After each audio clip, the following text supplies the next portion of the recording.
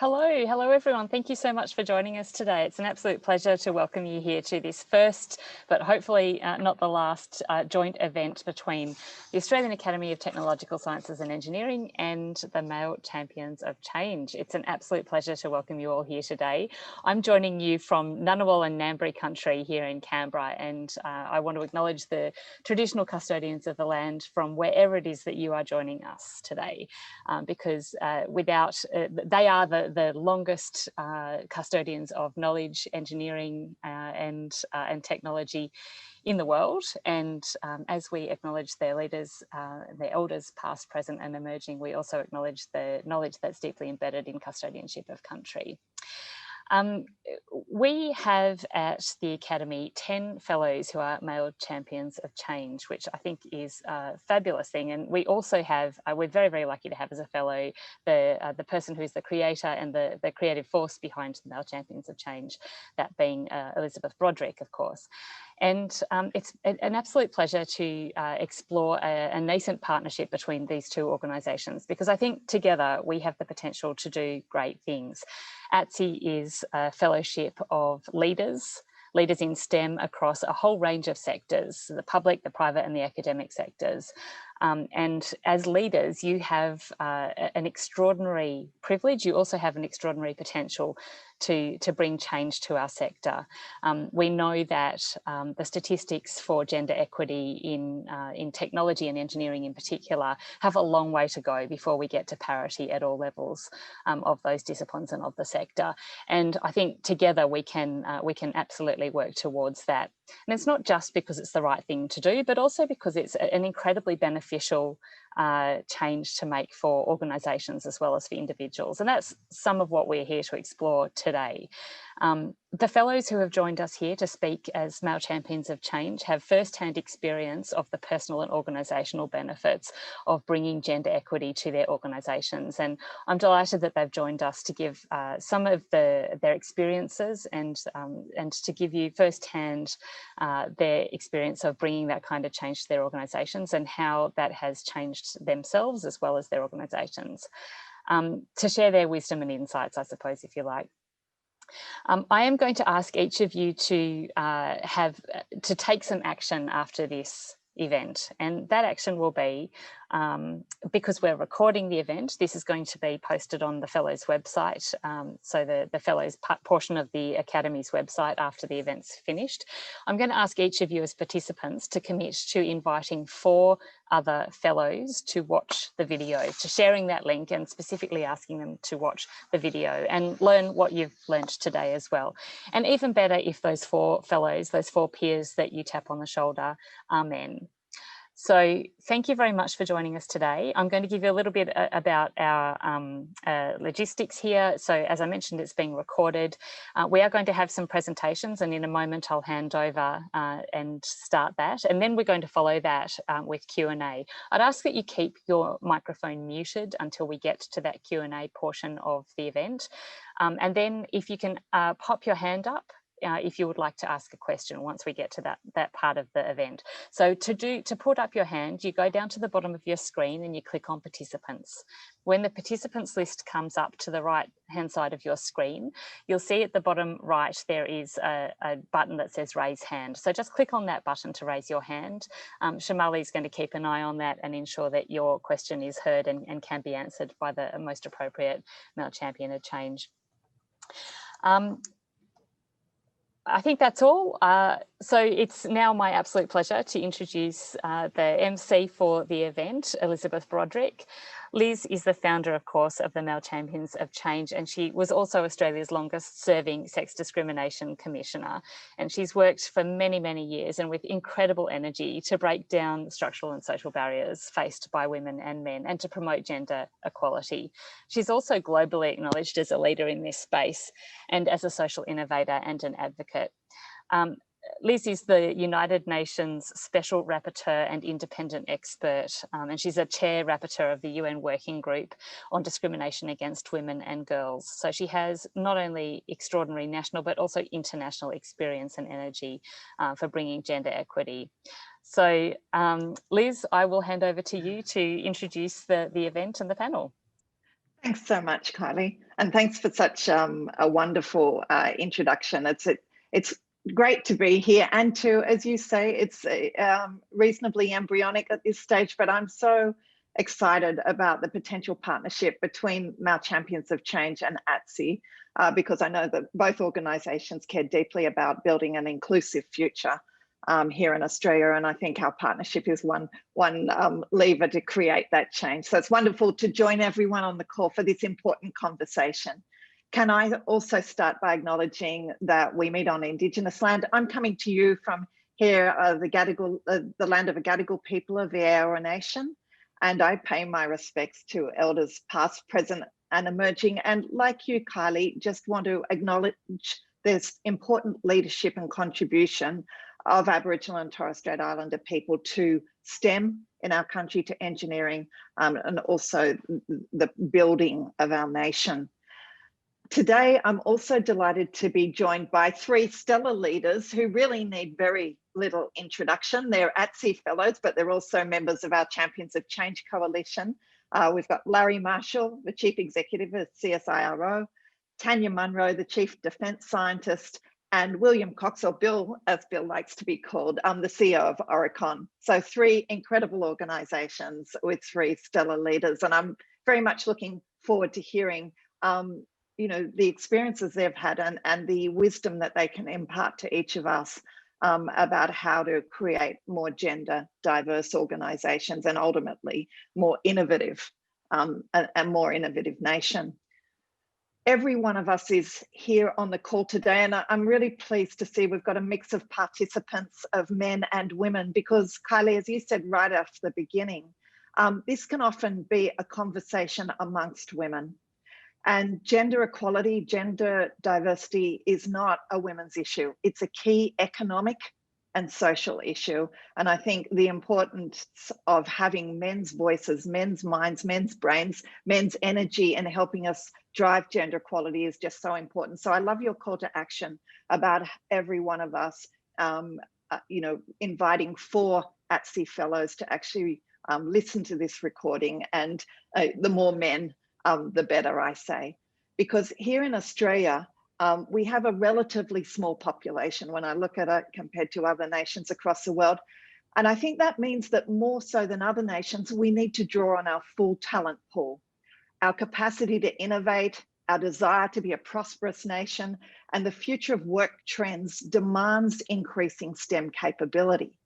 And we all know that, just even looking at 2020, the complexity of the global challenges, such as the pandemic, climate change, other things that we're facing, means we need an all hands on deck approach. And if that's the case, I keep on asking myself, well, how is it that we can afford to be missing out on the brainpower of 50% of a nation's population purely based on their gender?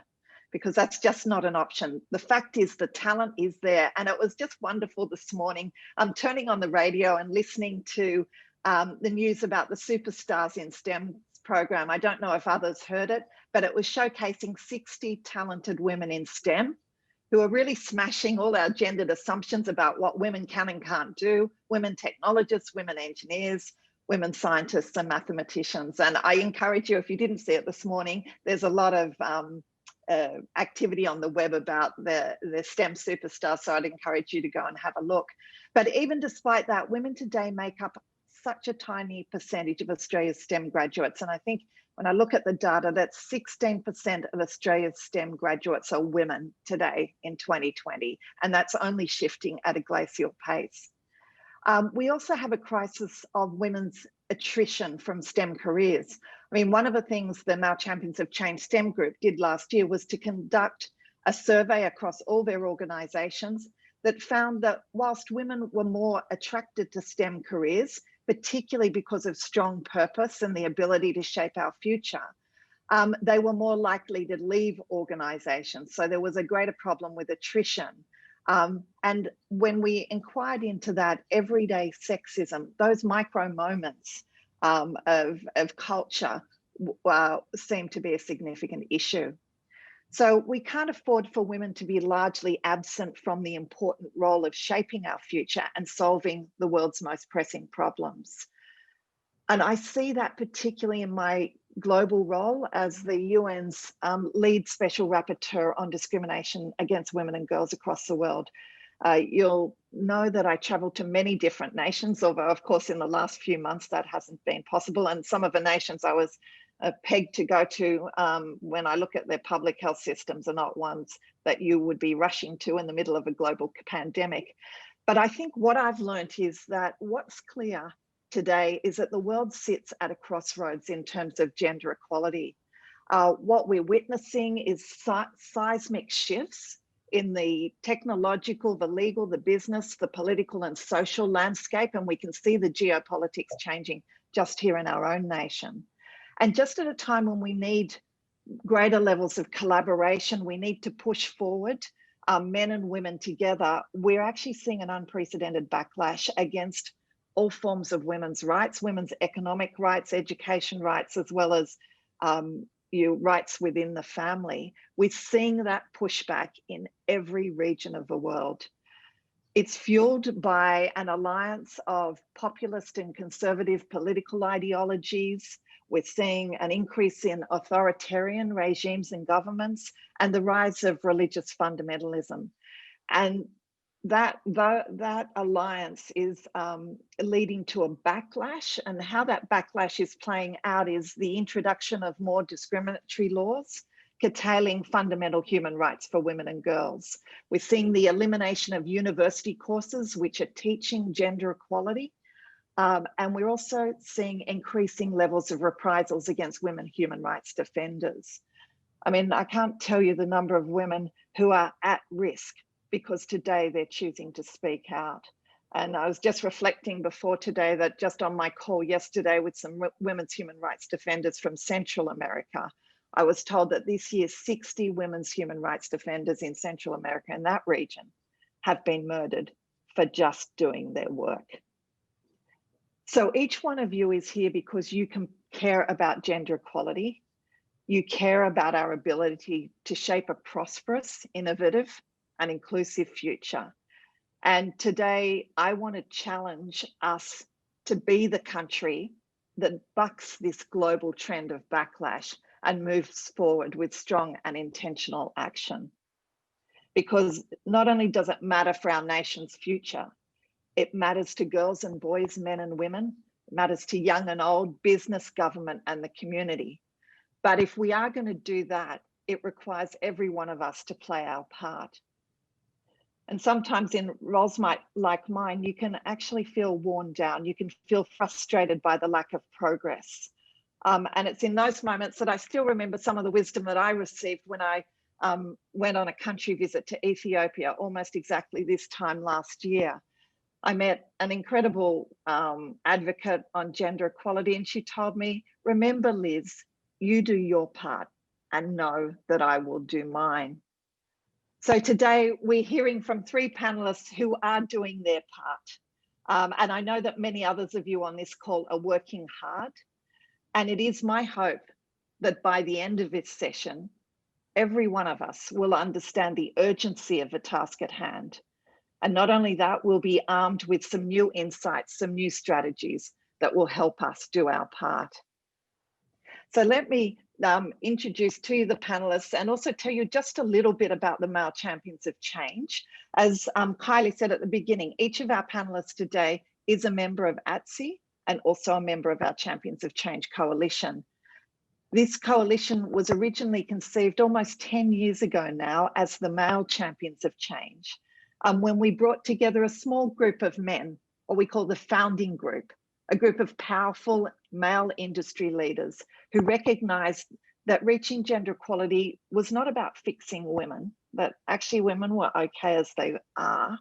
It was about shifting and fixing the system, and that men needed to step up beside women and also take equal accountability and responsibility for that change. So at that time, I still remember one of the founding Male Champions of Change said, let's not pretend that there aren't already established norms that advantage men. Men invented the system, men largely run the system. Men need to step up beside women to change the system. And that's really exactly what the Male Champions of Change strategy is all about. It's about men stepping up beside women and taking strong and intentional action to change the system with them. So with that little introduction then, I'd like to hand to our first male champion of change. And I'd like to hand to Larry.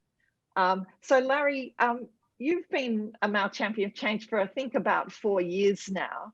And in that time, you've led a number of significant change initiatives to really to really create an inclusive culture at CSIRO. And I feel quite happy about that because the chair of CSIRO has been one of our founding male champions of change as well, David Thodey. So we're absolutely pleased about the work that's been happening there.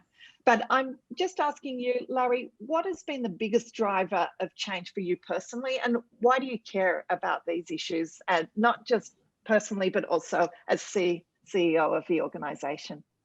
Yeah, no, look, thanks, Liz.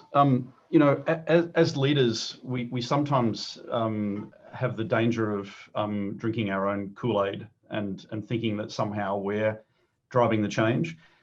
But it's actually our people that drive the change.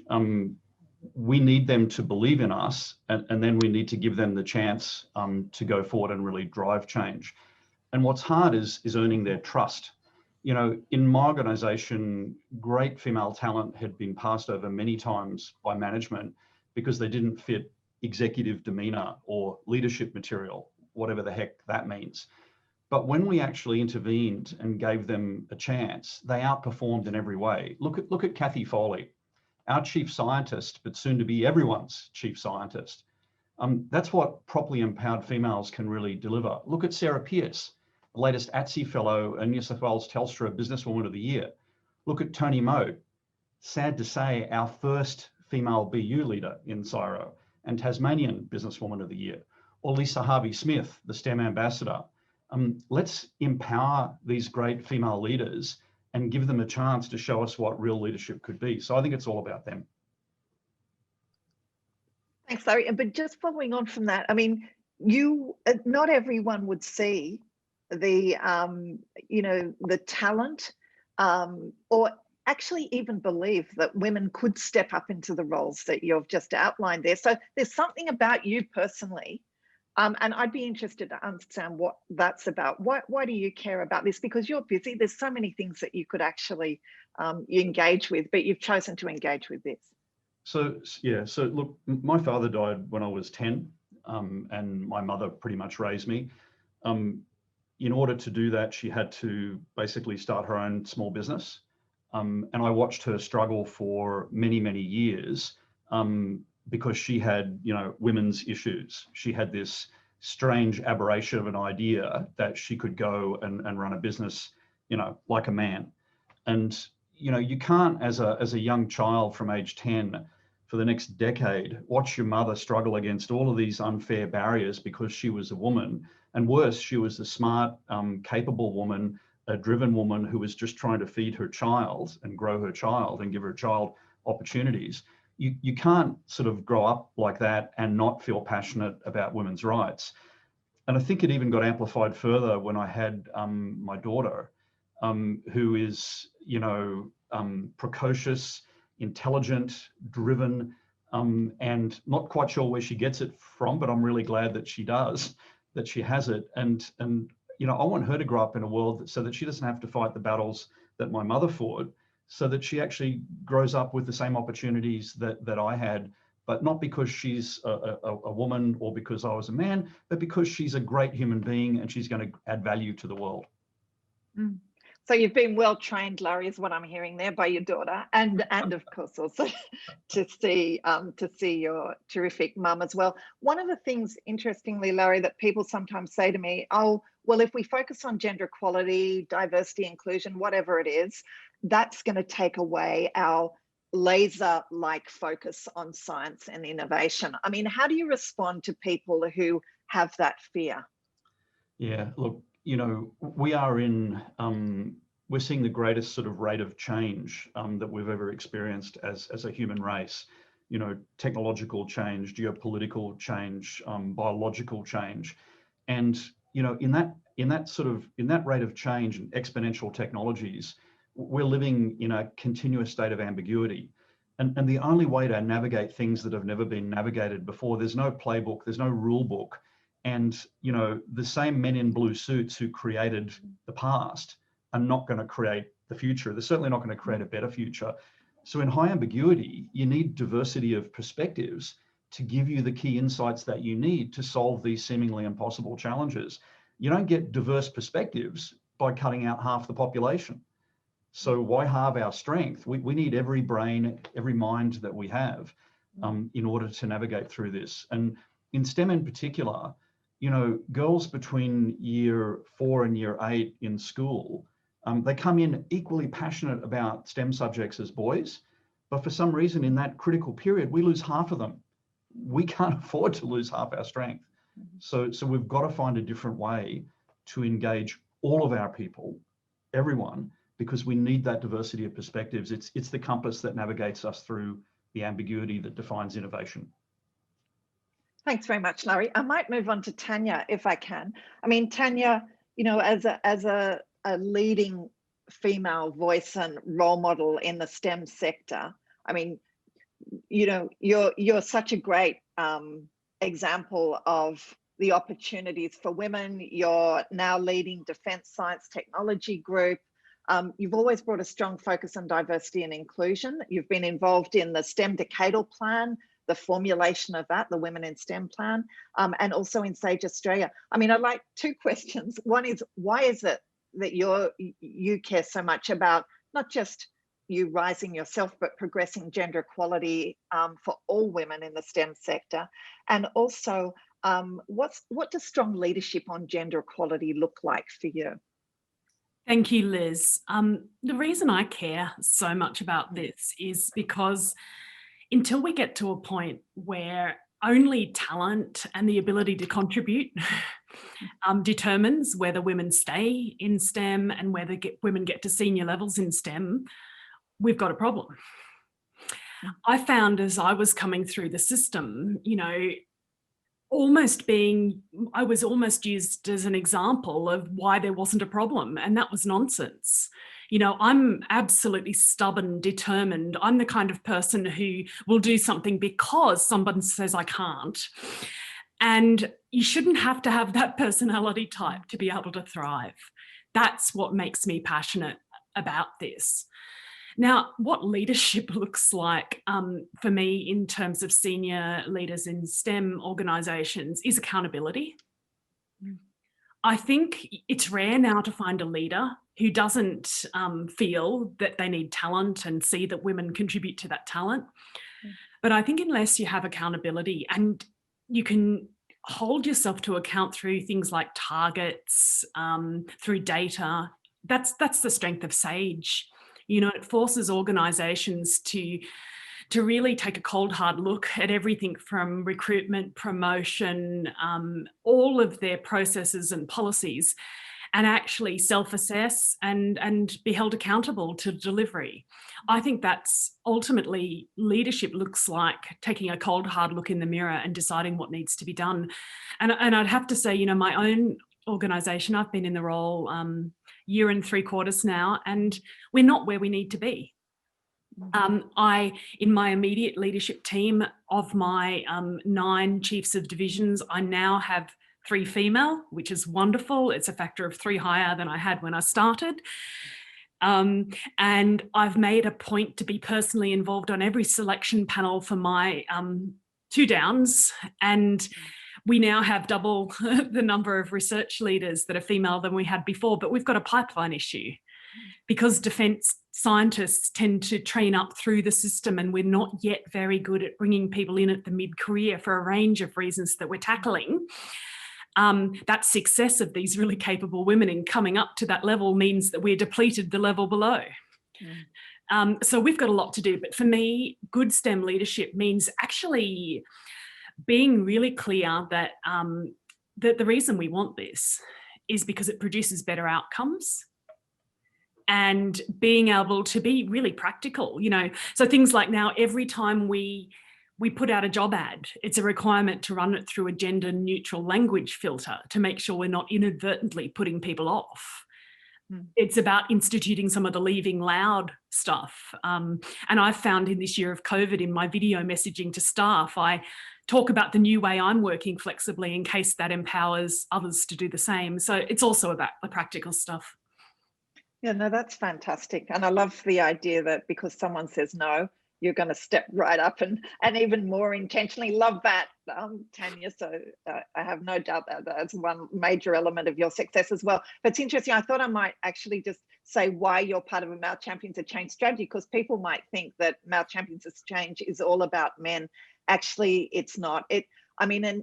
The focus is very much on men's accountability and responsibility for change, two of the things you talked about, Tanya, but the strategy now involves many, many really talented senior women and women at CEO level. Hence, as of next week, we will change the name of Male Champions of Change to the Champions of Change Coalition, which is fantastic because we have almost as many fabulous women in the strategy as we do men. So I just wanted to make that clear to everyone. But Tanya, just a follow-on question to you is, and SAGE has been such an important, I think, initiative, because, you know, if you don't have the data, as we as scientists all know, if you don't have the data, then how do you know whether you're making progress or not? And that's been one of the great things, particularly with the, the various awards, bronze, silver, gold, or whatever. One of the things I fear a bit is, particularly during COVID, that some organizations are moving away from funding, the initiatives which will continue to collect the data and move forward with their implementation plans. And I was just wondering whether you'd heard about that, or what your perspective might be on the importance of, maintaining a strong focus on SAGE, particularly during this time. Look, I think it's a great point, Liz. It's no question that particularly our universities are under a lot of pressure financially at the moment, with international students not being there.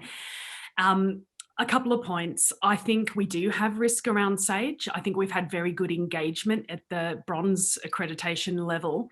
And I'm seeing promising signs that a number of institutions are well on their path to silver.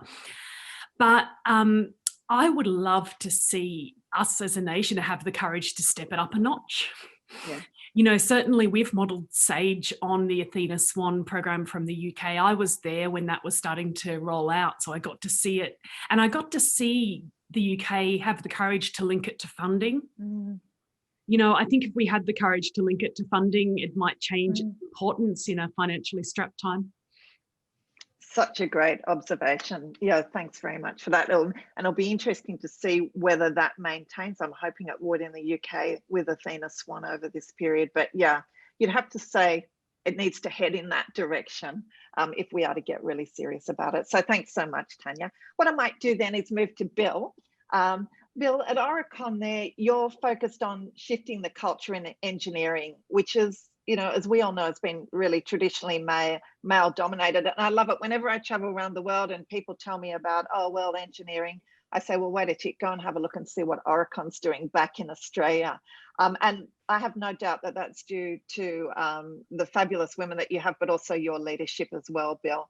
So a key feature of our strategy, as you well know, is that we need to shift the systems and structures, because if we don't actively and intentionally include women, what we do know is that the systems and structures which have been developed according to a male life trajectory, those systems will unintentionally exclude women. So I think the focus on shifting systems rather than fixing women is really important. And I'd love to hear a little bit more about what is Aurecon doing to really fix the system and make it a level playing field for both men and women. Sure, thanks, Liz, and appreciate the opportunity to talk today and share our various thoughts with the Academy. Just before I get to that, I think a really important issue for us, and it's a key part of how we approach what we do at Aurecon, is around innovation.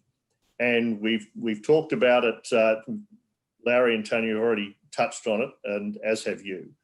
And when you think about all of the big challenges that are facing our society today, around globalization, around climate change, sustainability, before you get to the issues of the pandemic and finding vaccines and that sort of thing.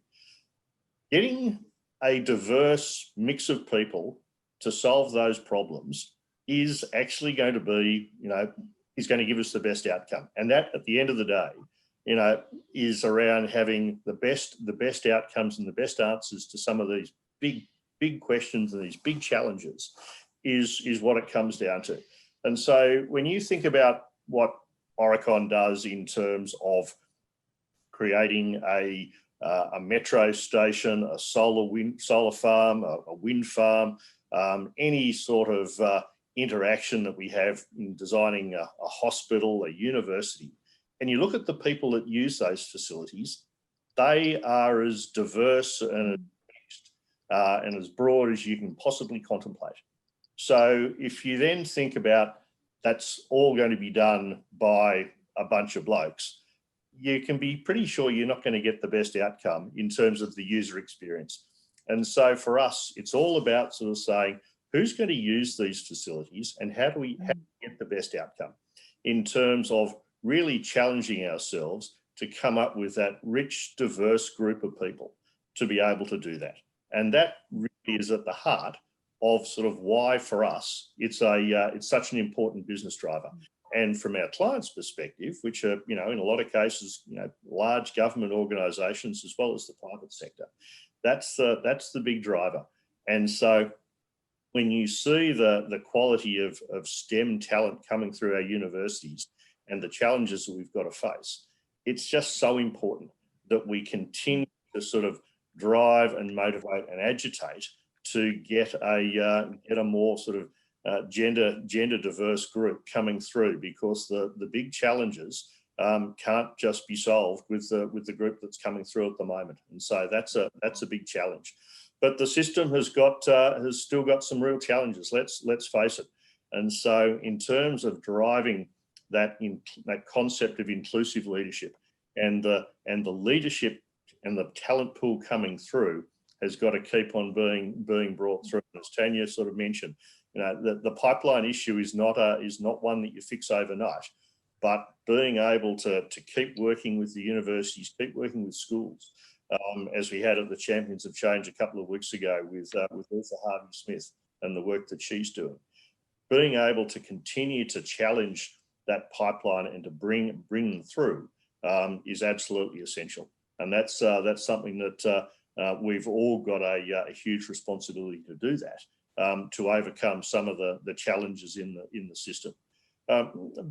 You've also touched on in your introduction some of the issues around the casual sexism and the issues of harassment.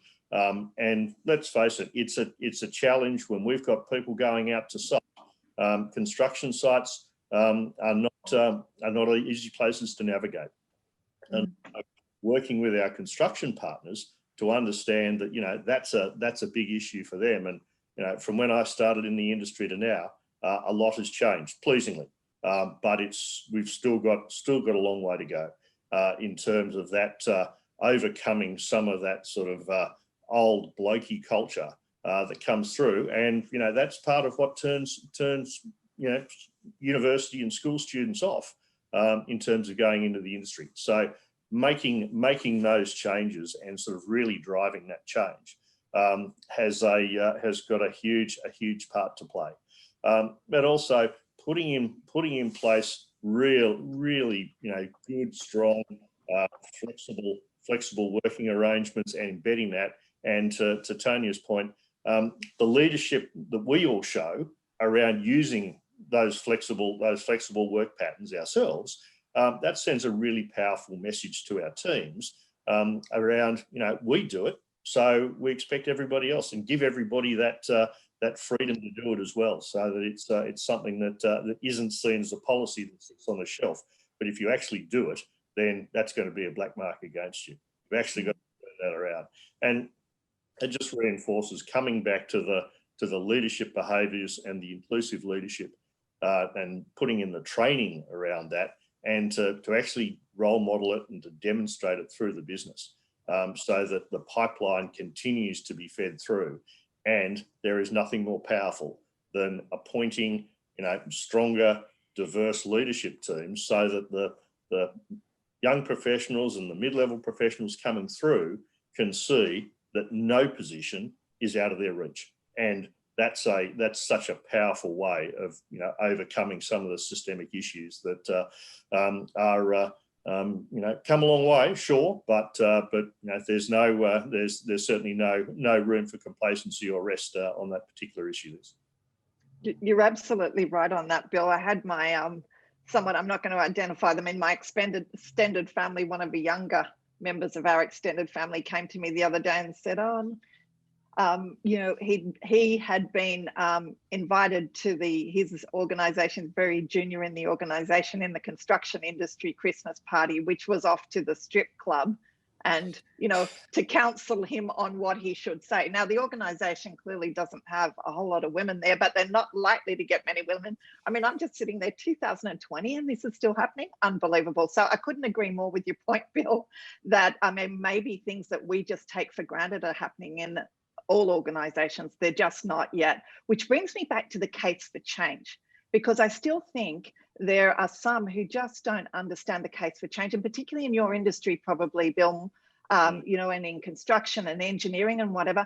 And I'd be really interested just to hear from you, how do you make the case for gender equality and inclusion, particularly when you see those who are so resistant to change? And I think just the first point I'd make is that safety, health and safety is such a powerful and important not negotiable in our industry, and the concept of the standard that you walk past on safety is the standard that you accept. And we have had and adopted the same approach when it comes to gender diversity and sexism, and calling it out for what it is, and sort of saying that is not okay. That is something that is totally unacceptable and an anathema to us, and that's something that you pull people up on, and that really does set the scene to be able to then have that conversation around this is the expectations that we have, and if we need, when we say we are stretched for challenge for talent, retention and attraction of talent is one of the big issues, and that for the major issues that we've all got to solve, having a stronger talent pool is absolutely essential. And as we've all said, if you cut out 50% of the population, then you're not serious about solving the problem. That's where you come to that sort of realization. And for engineers and scientists, we're good, solid, logical people. And when you have that sort of argument, you sort of say, "Come on, you give me an argument against that," and they go, "Yeah, you're absolutely right." And you play that numbers game. That sort of tends to be a good one for engineers and scientists to say, "Yeah, okay, I get that." So you've got to use that as part of your driver. Thanks, Bill. So what I want to do now is start to invite people into this conversation with our wonderful panelists. And as we were just saying, Kylie was saying at the beginning, if you just want to hit on the raise hand, which is if you go to your participant at the bottom, and then you'll see the list of participants coming up, and just select raising hand, then we can come to you. Just while we're waiting to get people to join us in the conversation, I mean, I'd really like to open it to any of the panelists, but I couldn't agree more with you, Bill, in terms of, okay, we've made the case for change. It's sticking in people's heads. They're kind of getting it, but how do we kind of move them to action? That's always been, for me, one of the challenges, because people will agree with you, but they're living busy lives. They've got so many different leadership and management challenges, and this kind of goes down the bottom of the list. So I'd be interested for any of the panelists who had some views, techniques, things that they've done to actually catalyze action in their organizations. Being interested to hear what those techniques are. And I can see, Larry, you're nodding your head, so I'll jump there first. Yeah, get them to stop talking and actually start listening. And the best way to do that as a leader is to start doing that yourself. I mean, and as leaders, we sometimes fall into this trap of storytelling. And when we tell a story, we tend to make ourselves the hero of the story. And I think you get a lot more out of talking about where you failed and seeking help from your staff about how to learn from that failure and how to learn from them and kind of switch the power dynamic around. Because at the end of the day, leadership is not the end game, it's actually followship. And the easier you make it for people to follow you, the more likely it is that you'll get the outcome that you want. And if as a leader you can own the failure and be open to input, make it easy for your people to tell you how to do things differently, how to educate you, then the people who report to you will start that behavior. And before you know it, you'll have an organization where everyone spends more time listening and learning than they do talking. So for me, that was a big change. Thanks, Larry. What I might do then is I'm going to hand across to Susan first, Susan Pond, and then Michael Edwards. So Susan, if I can hand across to you to ask your question. Thanks, Liz. It's good to see you all. Yeah, good to see you. I put it on the chat, but I'll ask it anyway. It's a question to Bill Cox. He's talking about the numbers. So I'm interested in the Aurecon numbers in terms of inclusion and diversity, especially over the last 5 years and especially in the leadership team. So what have you moved the needle? Thanks, Susan. And yes, when it comes to the crunch, it all comes down to the numbers and the impact. Just before I get to that, just on the previous question, the issue of targets and in terms of the change that we've seen in Aurecon in the last 5 years, when we introduced targets is when we really started to get traction.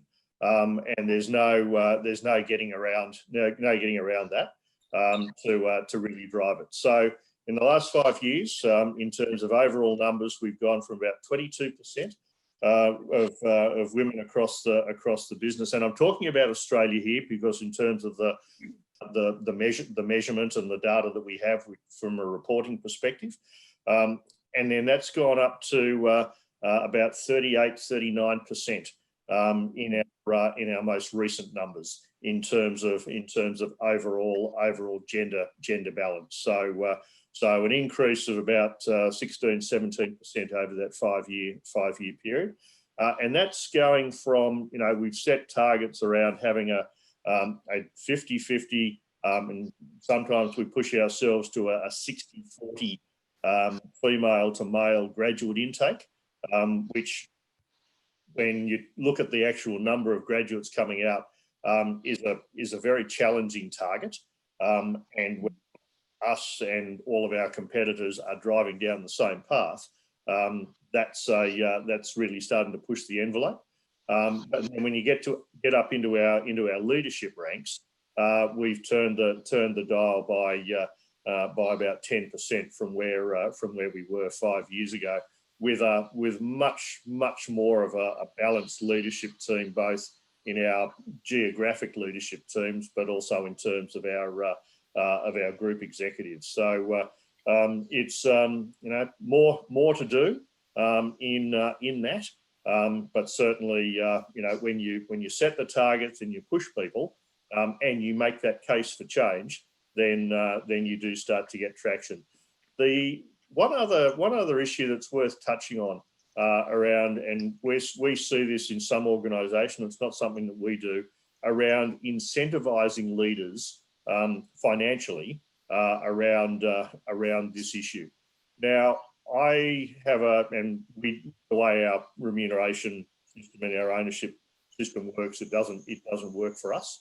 But there's also this issue, and I talked about health and safety earlier on, around don't incentivise health and safety. Health and safety is a given, it is a non-negotiable. And I take the same approach with diversity, that you know, incentivising people to do what they should be doing anyway doesn't work for me. And so setting out the case, setting the targets, and if you don't meet those targets, then maybe you're not the right person for the job, is the way I've approached it. Thanks very much for that, Bill. That's a really interesting perspective. And I suppose it works, particularly if it works if, as you say, just in the last piece there, if you don't meet the targets, then we're having a different conversation, because this is a non-negotiable. What I often see with leaders who are not really doing it terribly well is, oh, well, you missed that target, but it's just diversity and inclusion, so we won't worry about that, which sends a really strong cultural message that actually they say it matters, but it really doesn't. So it's good to hear that part of it as well. What I might do then is invite Michael Edwards into the conversation to ask his question. Yeah, thanks, Liz, and it's great to be part of the conversation. I appreciate the chance to interact with the team. I think pretty much everyone on the call knows me pretty well, except maybe for Bill. So I work for Boeing Australia here, and lots of engineering recruitment that we go through in Australia. We've found that we're doing well in terms of attraction and development in the earlier phases of careers, particularly for young engineers, young female engineers, but we're still struggling to retain them. And I'm interested in thoughts, and I heard Tanya, for example, talk before about her dedication to ensuring that you know, senior leaders are recruited with her particular buy-in and oversight. What are some of the other tactics that you're using that might help with the retention aspect? Thanks very much, Mike. I might go to Tanya first, if that's okay, Tanya. Thanks, Mike, for the great question. I don't know that this is quite the way you do it in the industrial context, but one thing I did in my previous role at UniSA was create financial support packages to bridge women across maternity leave, so that they could keep their research group ticking and they didn't lose momentum during that period. And what was fascinating to me, I did that because I realised how fortunate I'd been, because both times I'd gone off on maternity leave, just because of circumstances, I had a large enough group that were able to keep going with the odd poke that when I came back, I didn't have to reset from the beginning again, but so many women do. What really surprised me about that initiative was the impact it had on women that actually weren't yet at that stage of thinking about kids, or women who'd gone through that period maybe 10 years before. It was somehow seen as a really pragmatic and real gesture of support from the employer. So I guess my takeout from that is really pragmatic, resourced schemes that show that it matters, seem to have impact across the whole career spectrum for people staying and feeling loyalty. Thanks, Tanya. I don't know whether anyone else, Larry, did you have your hand up there? Yeah, just to say something. Yeah, briefly. Mike, good to see you. And last time we were together, seems ages ago, we were building paper airplanes for kids, and they wanted to be on your team because you were at Boeing and had a pilot's license and I didn't. So three things, Mike. We introduced a program called Balance, which made all jobs in CSIRO part-time and flexible. And part of that was you could work from home if that was more convenient for you, and that just gave a lot of flexibility to people.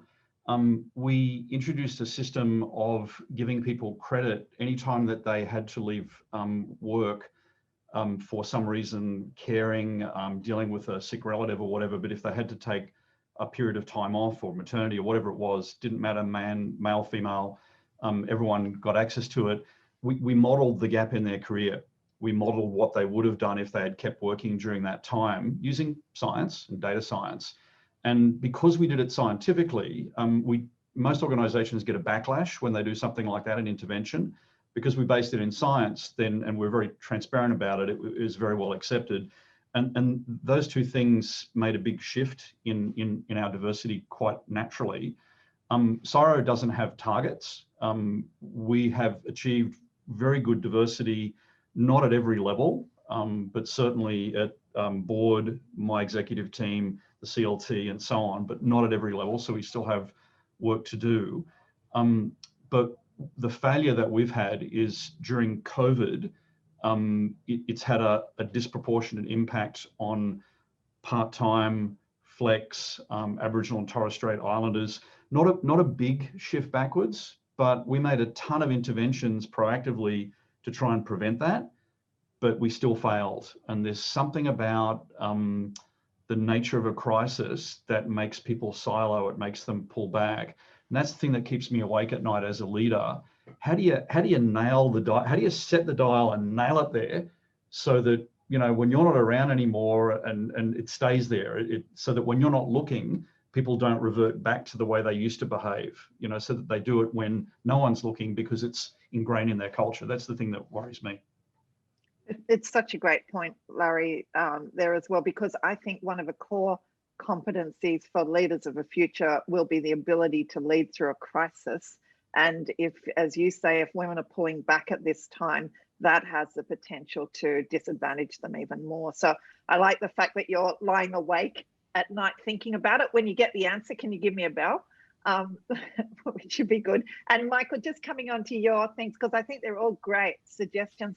But one of the things I see in the work that I do, particularly with cultural reviews, is often whilst we've attracted good female talent to the organisation, because of the way the culture operates, because it doesn't honour the contributions of women equally with men, and all those micro moments of aggression or everyday sexism, that even though any one of them by itself is not a problem, when you look at the aggregation of them over several years, it leads to the exiting of women, you know, really talented women. So I think that focus on everyday respect, and you'll see quite a deal of new thinking coming out of the Champions of Change Coalition on that over the next 6 months or so.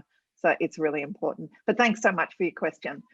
What I might do now is Margaret Hartley was keen to ask a question. So Margaret, just like to invite you into the conversation. Thanks, Liz. I've just proved myself stupid that I can't find the question button, but we do anyway, Margaret.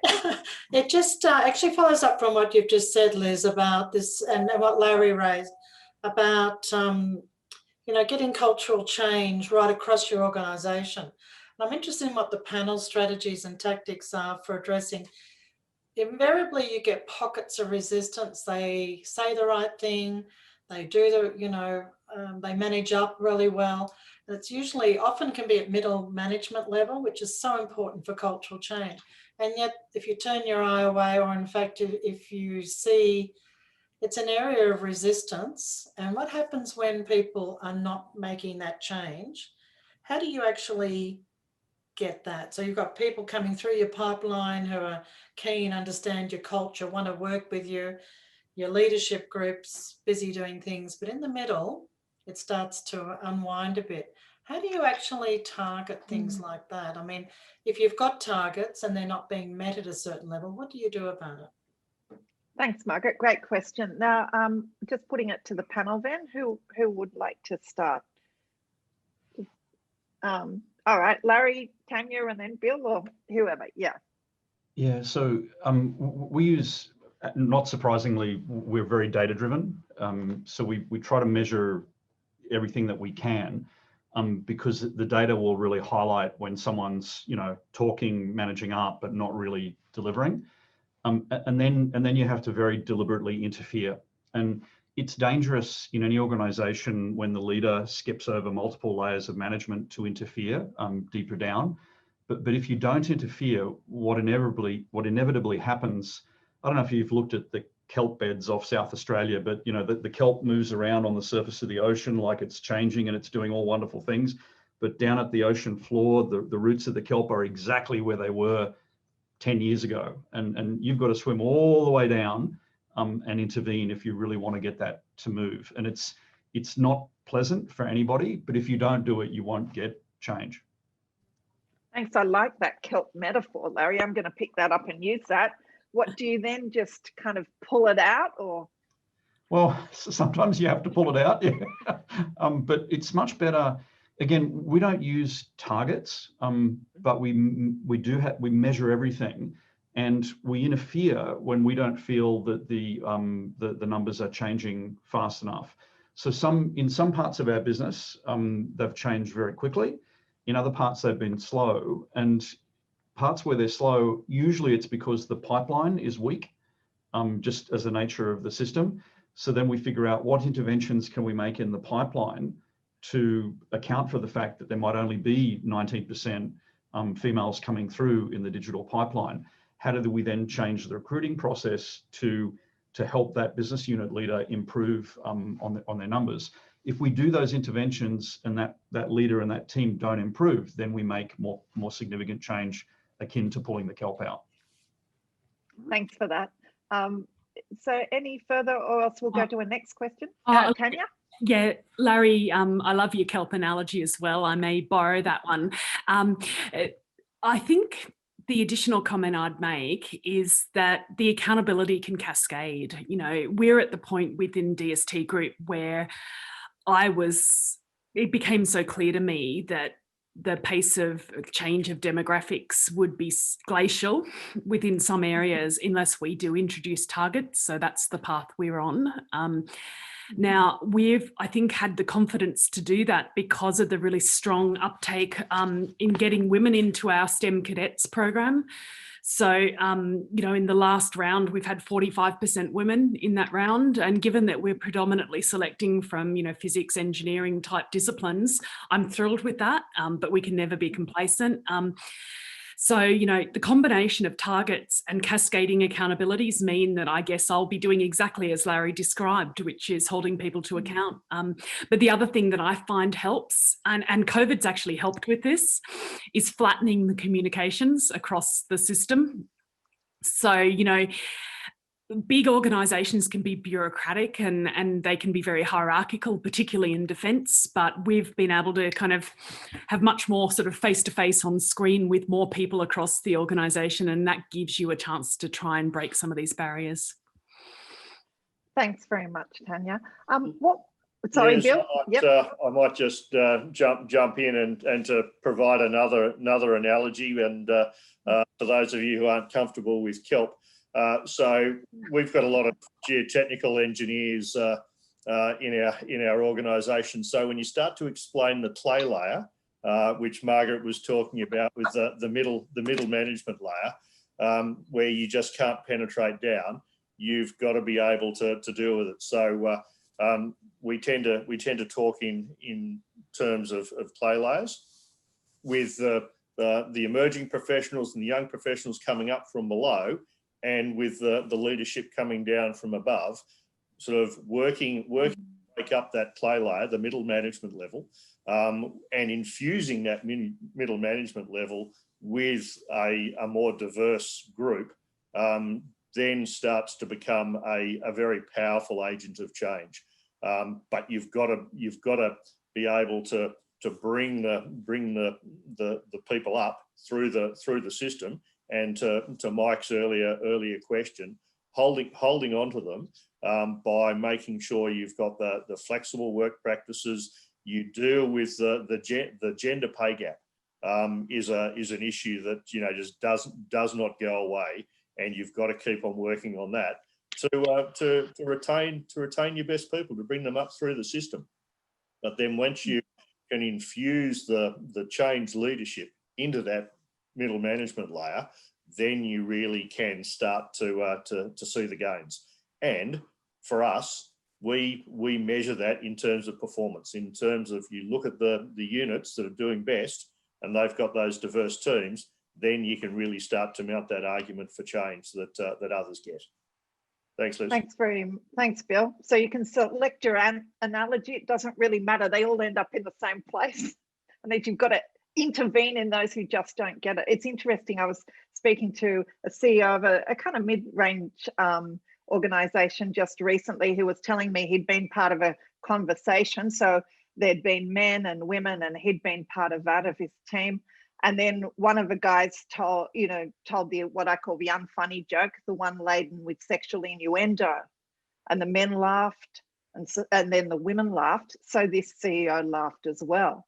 And when he went out a few weeks later to get some feedback on what we call the leadership shadow, so how he's leading on gender equality and inclusion, he went out to see some of the women, and he said, "How do you think I'm doing?" And they said, "You know what, you're really letting the team down."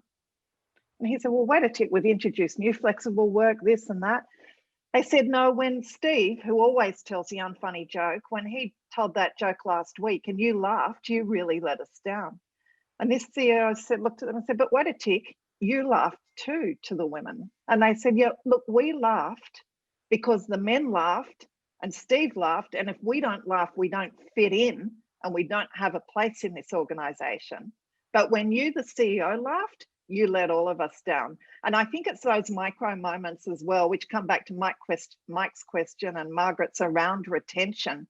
You know, as leaders, and I'm so interested to see from our panelists also that when they personally intervene, change happens. And it is that personal intervention that we still have to keep committed to, I think. But thanks, the questions have been great. And now I'm going to hand across to Kylie. Thank you so much. It's really, it's been a fabulous and fascinating discussion, and I hope you've found it as valuable as I have. I know that there are many more questions. I can see other hands raised, and I think it's just terrific that I feel like we're just getting started on this conversation. So I do want to assure you that this event is the beginning of a longer relationship between the Champions of Change Coalition, fabulous name change, well done, and the Australian Academy of Technological Sciences and Engineering. And I think that, as I said at the beginning, collectively our potential and our power to make change across our sector is extraordinary, and I hope and expect to work with all of you as well as your peers across fellowship to be able to lead that change with the Champions of Change. So thank you very much, everyone. Particular thanks to our panelists, of course. You've all been terrific. Bill, Tanya, Larry and Liz, thank you so much for the time and the energy that you put into making change in your own organisations, and specifically, of course, for putting aside time at a very busy time of year to be with us today. The recording of this event will be made available on our Fellows website. We're going to contact everybody who has attended today to let you know when that's happened. And I will remind you of my call to action. When you receive that notification that the recording has been posted, please contact 4 of your peers in ATSE Fellowship, even better if they're all men, and ask them sincerely to watch this recording and have the opportunity to learn from it. Perhaps tell them what you've enjoyed about it, or something that you found surprising, or a new thing for you, a new idea that's been raised through the conversation today. So thanks again, everybody. Looking forward to seeing you again soon, and have a great day. Thanks, Kylie. Thanks very much. Thanks, everybody. Thanks for the opportunity. Stay safe. Thank you. See you. And you. I'm sorry to, just having a look there, was it Sarah and Mark had a couple of questions. I was just wondering, oh, is this till 12 or was it to 11:30? This facilitator should know that. It's time for us to wrap up now, but I'm happy to stick around if you are. No, well, I don't know for our panel. I just want I'm to make okay. sure. I'm Are okay. you I've actually got to run, but thank you so much. Bill? Thanks, Liz. Great to see you. I can stick around a little bit longer. There were just 2 last questions. Sarah, did you want to ask your question very, very quickly, or Mark? Thanks, Liz. Yeah, I would like to. So I was in the Superstars of STEM last round, through which I met some amazing early and mid-career researchers, and it was a great program. I have, though, been quite surprised how many of them, and these are brilliant, top of their game scientists, are thinking of leaving, in particular, academia. Mainly because they are on very short-term contracts. The kind of merry-go-round of applying for grant funding and getting rejected and things seems sort of negative to them.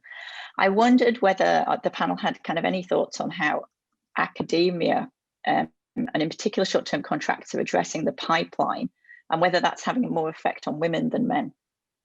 Sarah, can I take that one? Look, our academic career structures are broken. in Australia. You know, the very period when most academics have to survive on anywhere between 1 and 3 year contracts is the very period when women often need a little bit more job security, and that combined with low grant success rates is debilitating. I look back on my career, and the thing that made it possible for me to escape that was getting tenure at 27 before I had a family, and that's really hard and rare, and I was extremely fortunate. But we've got to do something different. You know, the challenge is the universities, which do the bulk of the research in Australia, have been hit with a funding crisis at exactly the time when you know, the success rates are low, and I think we do have a huge risk. I think probably the most practical thing we could do is make it easier for women to get back on if they've taken a different path. Because so often women in academia who choose to leave see it as a one-way street. And, you know, I would love to see more women spend some time in industry, spend some time in government labs, and then be able to go back into academe. But as a person of action, I would love to see us gather as a nation and actually try and see how we could fix the academic career pathways, because they're quite simply broken. Thanks very much for that. And I just want a final word to Mark. Yeah, thanks, Liz. If you can hear me, I just want to go back to Margaret's question about you know, pockets of resistance. Years ago, when I was working in engineering contracting, it took us some time to realise that in our structural engineering department, we never had any women, even though we had women in other, you know, departments of engineering.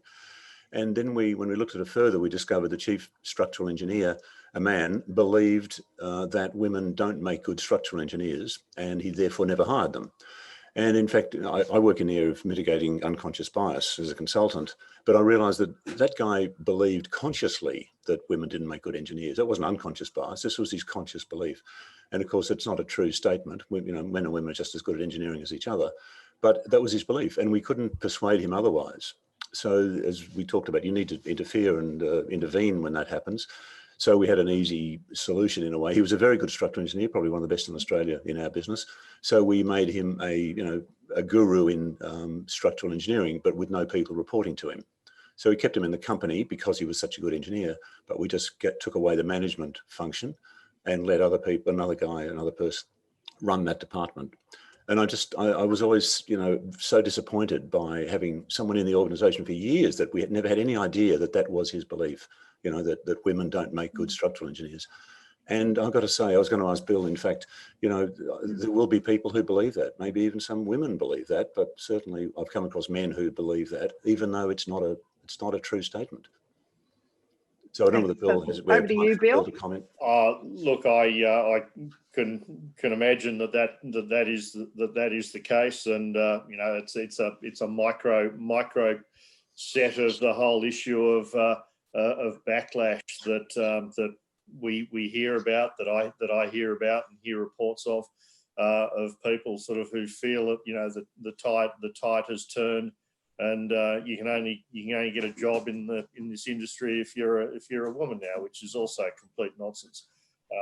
And being able to address those sorts of you know, crazy notions and call them out for the illogical nature that they are is something that we do, as well as try to you know, demonstrate as we can you know, the fallacy of those sorts of statements. But those kinds of people are increasingly becoming a thing of the past. And that we don't have to do the sorts of and take some of the actions that you've just mentioned, because, you know, in some ways, notwithstanding meaning that if they don't have people reporting to them, that sort of deals with the issue, but in some ways it's almost an acknowledgement that they're okay to have their position because they're so brilliant at what they do. Yeah, agreed. Also, it's not ideal. Be an issue. I go back to my safety analogy that you know, I don't care how good somebody is when it comes to, you know, their structural engineering ability or their ability with clients or something like that.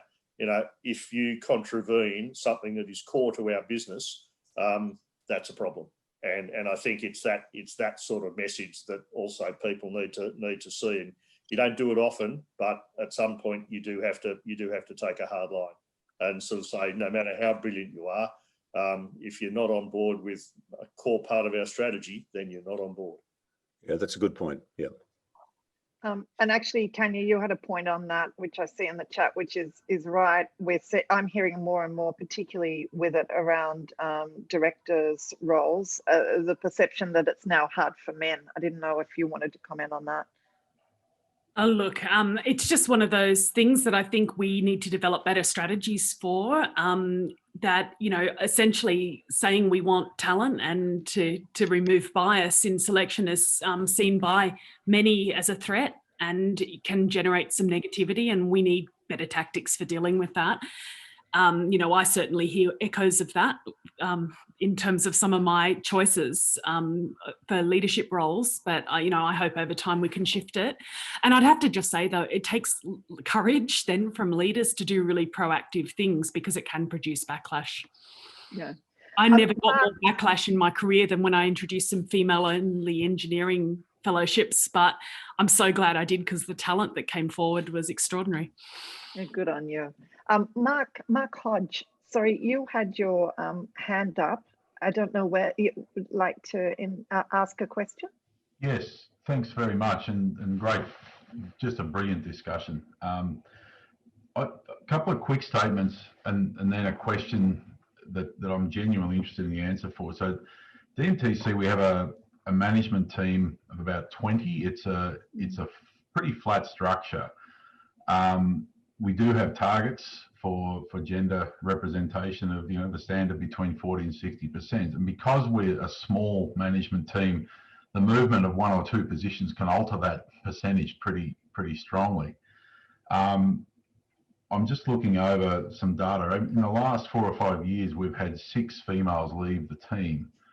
And so that leaves us with a bit of an issue in terms of the numbers. And the point I wanted to make is that that's a bigger problem, I think, for DMTC than it is for the women. At least I hope it is, because my assessment is that at least 5 of those 6 have run to another opportunity, not run away from the activities that we had.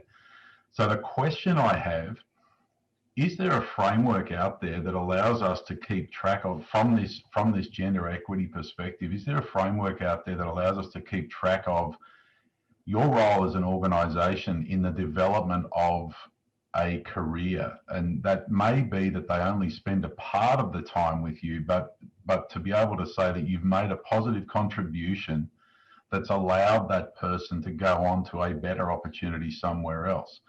Innovation for us and our diversity framework is about that diversity of thought and bringing in a range of new approaches and new ideas, some of which come from women, some of which come from people, you know, cultural and linguistic diversity, differences in educational background, but it's clearly in a gender diversity discussion. I'm interested in understanding what that looks like, and I'd just be really keen if there is such a framework out there. Tanya, do you want to comment on that? Yeah, I was just typing it in the chat, but nicer to do it in person. Look, Mark, lovely point. I'm pretty sure we don't have any such standard framework at the moment. Although I guess we have the concept broadly of good leavers, and yeah. You know, I don't know whether we could pull that into any of the data that we use, because there's a huge difference between someone who's been empowered, supported, and goes on to better things, taking that with them, than those who've gone because of a combination of micro issues. I'm going to reflect on that. I don't have an answer, but I think it potentially could be built into the way we collect data.